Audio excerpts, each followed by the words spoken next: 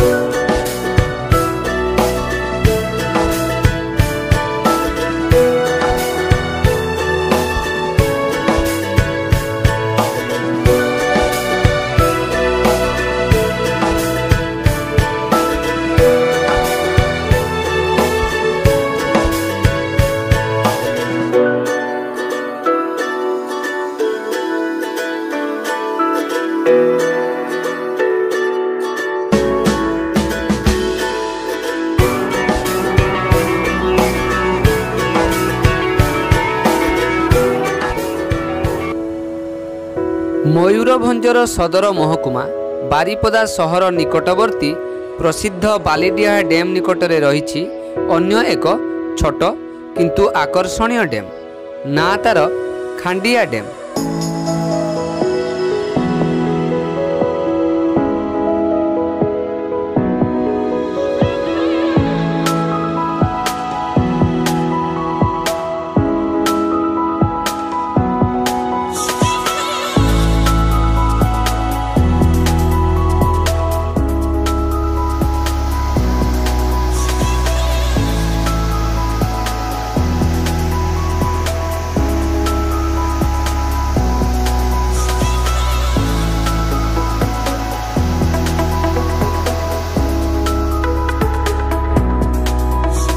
बालीडिहा dam रु बही आसीथिबा पळपळा नदीर एक छोटिया स्रोत निकटस्थ खांडिया ग्राम देई प्रवाहित हेबा बेले एठारे निर्मित होइथिबा छोट किंतु सुदृश्य खांडिया डैम रे सृष्टि करथाय बेस मनोलोभा दृश्य।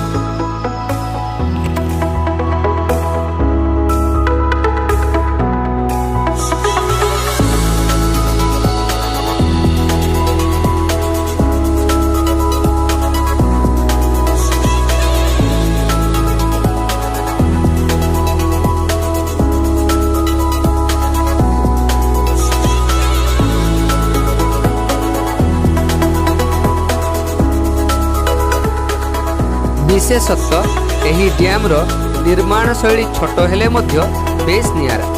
चतुर्दिगरे परिवेष्टित ग्रामांचल जीवन यात्रा संपूर्ण रूपे एही डैमटी उपरे निर्भरशील।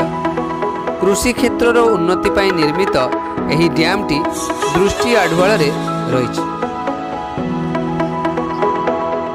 एही डैम निकटरे रहिथिबा छोट बाउंस पोलटी पारी होई नदी आरपाखर लोक माने खांडिया ग्राम तथा बारिपदा सहर को आसी थांती।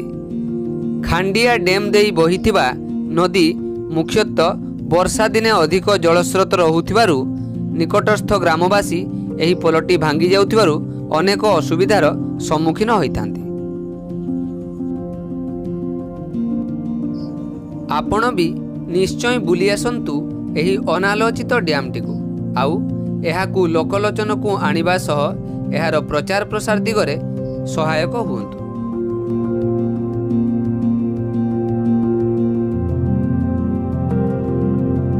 ଯେକୌଣସି ପ୍ରାକୃତିକ ପର୍ଯ୍ୟଟନସ୍ଥଳୀଗୁଡ଼ିକୁ ବୁଲି ଆସୁଥିଲେ ପ୍ଲାଷ୍ଟିକ ଓ ଅନ୍ୟ ବର୍ଜ୍ୟବସ୍ତୁ ଆଣନ୍ତୁ ନାହିଁ।